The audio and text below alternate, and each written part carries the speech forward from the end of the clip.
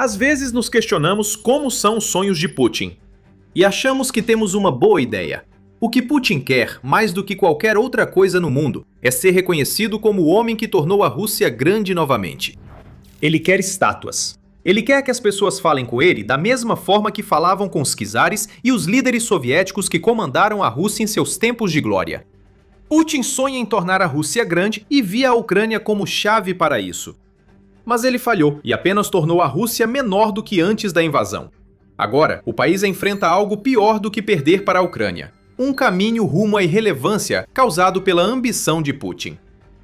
A visão de mundo de Putin baseia-se em seu próprio ego. Para Putin, a forma como as pessoas o tratam está diretamente ligada à forma como tratam a Rússia como um todo, já que ele tenta se posicionar como a representação de tudo que a Rússia deveria ser. Compreender esse fato explica muito das ações do presidente da Rússia na Ucrânia. Um dos objetivos, e talvez o principal de todos, da chamada Operação Militar Especial era colocar honra e glória no nome de Putin aos olhos do resto do mundo. Ele acreditava que conquistar a Ucrânia o faria entrar para a história como um grande líder russo e engrandeceria a Rússia com suas conquistas. É egocêntrico e, no fundo, motivado pela sensação de que Putin sente que o Ocidente não respeita ele nem a Rússia como deveria. Putin destacou a expansão da OTAN como um dos principais problemas ao invadir a Ucrânia, e isso não foi coincidência. Ele já fazia isso há mais de uma década, não necessariamente por temer a OTAN. Putin nunca acreditou que a OTAN iniciaria uma guerra contra a Rússia. O que temia era que sua expansão estivesse ligada ao seu mandato como presidente russo. Putin acredita que, sem agir, o Ocidente se expandiria e a influência da Rússia diminuiria. Segundo Putin, essa situação era inadmissível. Ele deseja ser grande e reverenciado. Putin deseja ser lembrado daqui a 100 anos como o líder que devolveu seu país ao auge dos antigos impérios russos ou da União Soviética.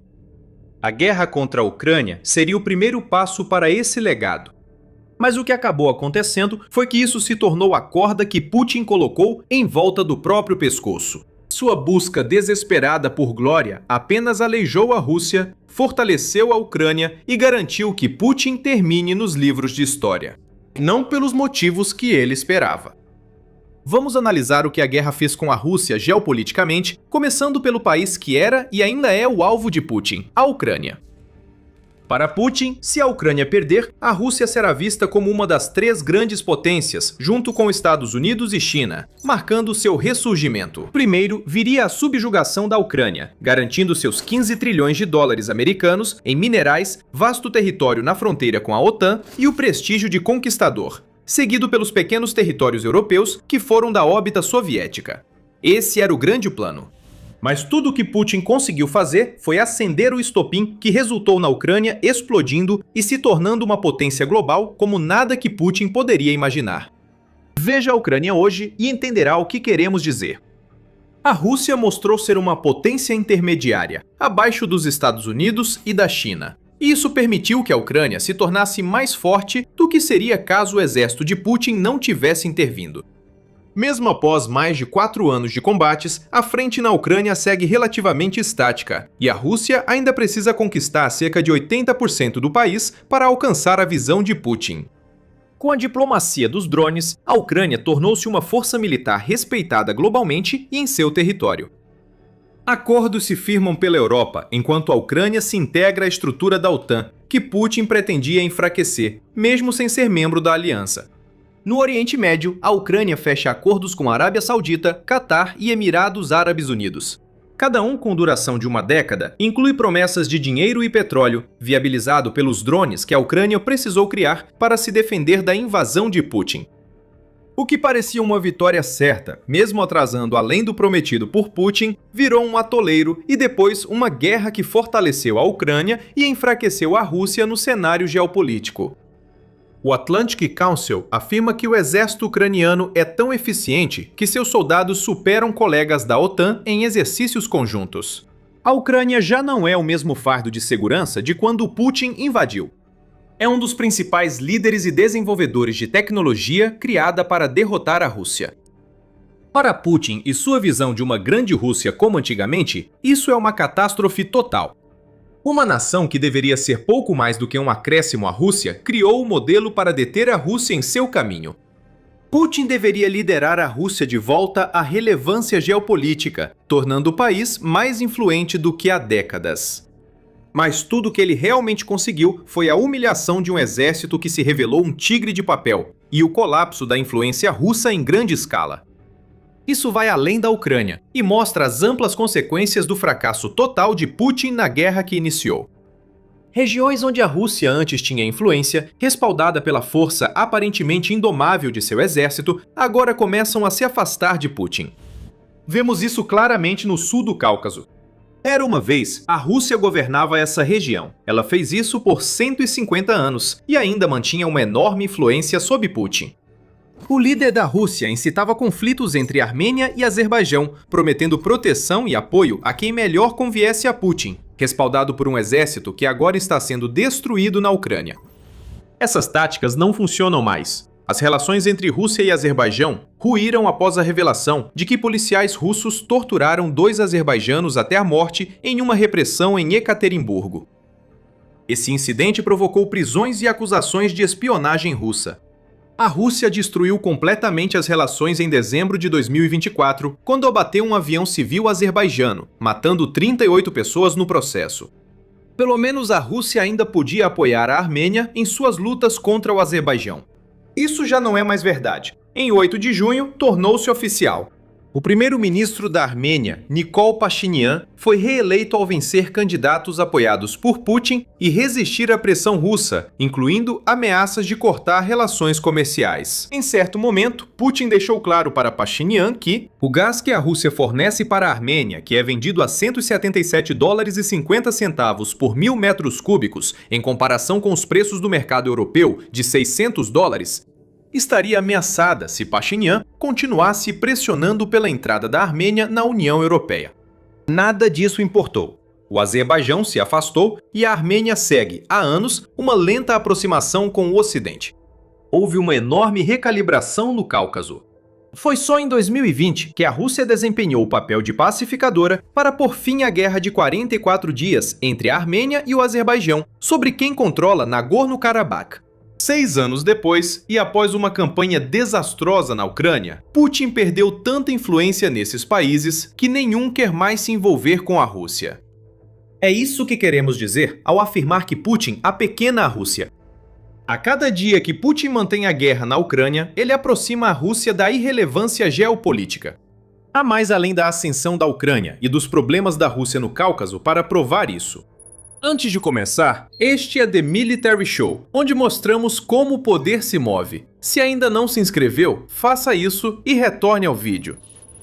O declínio da Rússia como potência regional se destaca no Cáucaso, mas ocorre em toda a Europa e Ásia Central. Países como Moldávia, Geórgia e Cazaquistão receberam lembretes muito claros de como é perigoso estar perto da Rússia quando um louco obcecado pelo legado, como Putin, está à solta, diz o Centro Internacional de Defesa e Segurança da Estônia. A Moldávia está buscando ativamente a adesão à União Europeia, assim como a Ucrânia e a Armênia, o que é mais um exemplo de como a guerra de Putin está levando países que a Rússia antes podia influenciar cada vez mais para os braços do Ocidente. Países como o Tajiquistão viram a Rússia retirar armas e tropas para usá-las na Ucrânia. Mensagens assim não passam despercebidas. A Rússia deveria ser a potência nessa guerra. Se ela retira a proteção prometida a outras nações, o que isso revela sobre o país e o que Putin fez dele? Irritar países como Tajiquistão e Cazaquistão é um problema para Putin, pois ambos integram a União Econômica da Eurásia, que auxilia a Rússia a driblar sanções. Se as nações deixarem essa união, a base de poder da Rússia enfraquecerá novamente. Isso é o oposto do que Putin imaginou ao invadir a Ucrânia. Se o sonho da grande Rússia foi destruído, seus pedaços foram reunidos e viraram um pesadelo para a Rússia na geopolítica global. Mencionamos proteção há pouco. Síria, Venezuela e Irã também deveriam ser beneficiados pelas armas russas e pela promessa de Putin de que a Rússia protegeria seus interesses nacionais. O que esses 3 países têm em comum? Seus líderes foram mortos ou depostos desde o início da guerra na Ucrânia, e a Rússia não fez nada para salvá-los. Se isso ocorreu por falta de vontade ou incapacidade de exercer poder, já que não tem mais após anos de combates brutais, não faz diferença. A mensagem é que a Rússia não consegue proteger quem diz que vai ajudar. O prestígio global da Rússia está no nível mais baixo desde que Putin assumiu, o que a diminui claramente. Não é apenas a influência geopolítica em declínio que preocupa Putin. De certo modo, ele está perdendo o controle de áreas da Rússia que já dominava antes da invasão. O Extremo Oriente Russo está virando um problema. O Distrito Federal do Extremo Oriente Russo cobre 40% do território da Rússia, mas tem apenas cerca de 8 milhões de habitantes. Esta também é uma região sobre a qual um dos supostos aliados da Rússia, a China, acredita ter alguma reivindicação. Não afirmamos que a China invadirá a Rússia, apesar do atual desequilíbrio de poder entre os países, o que também irritará Putin. A China tem ampliado sua presença no Extremo Oriente Russo desde a invasão de Putin, agindo de forma estratégica. Após a saída dos países europeus em protesto à invasão, a China assumiu o lugar deles. Com isso, a Rússia ficou mais dependente da China e permitiu a entrada de trabalhadores chineses no Extremo Oriente Russo. A China agora tem regiões administrativas especiais e zonas econômicas especiais avançadas na Sibéria, e o yuan substituiu o rublo russo em todas as operações das empresas chinesas na região. Isso provavelmente não resultará em grande anexação territorial pela China. Pequim não precisa agir assim. Prefere aproveitar o desespero de Putin para influenciar o Extremo Oriente Russo. Resultado dos fracassos de Putin na Ucrânia. Com a operação militar especial de 3 dias já durando mais de 4 anos, Putin só pode permitir que a China haja como quiser, pois sabe que a Rússia depende do apoio chinês para sobreviver. Afinal, a China compra cerca de 50% do petróleo bruto da Rússia. Se esse dinheiro desaparecer, então tudo pelo que Putin luta desmorona e vira pó. Situação lamentável em que Putin está agora. Sua tentativa de restaurar o status da Rússia da era soviética apenas a tornou menor, literal e geopoliticamente. No auge da União Soviética, a Rússia controlava 14 repúblicas além do próprio território. Compare isso ao que Putin obteve desde que invadiu a Ucrânia. A Ucrânia, antes celeiro da União Soviética, segue inconquistada e hoje é uma força geopolítica mais forte do que nunca. Nações no Cáucaso estão virando as costas para a Rússia, tornando a Rússia menor devido à perda de influência. Tensões similares ocorrem na Europa e Ásia Central, e Putin não consegue proteger o Extremo Oriente Russo da influência chinesa, que a Rússia precisa aceitar para tentar reverter a situação na Ucrânia. A morte do sonho de Putin na Ucrânia também torna a Rússia menor, prejudicando totalmente o povo russo. Há tantos exemplos de como a vida do russo comum piorou desde a guerra na Ucrânia que é impossível contá-los todos. A Rússia está mexendo nas aposentadorias com um novo sistema sem cofinanciamento do governo. O Kremlin afirma que dará incentivos fiscais para empresas aderirem ao novo esquema. Isso só funcionaria se Putin não tivesse criado a atual situação econômica. Isso levou à falência de 200 mil pequenas e médias empresas da Rússia só nos primeiros 3 meses de 2026. Putin pode até cortar pensões para manter o financiamento da guerra fracassada.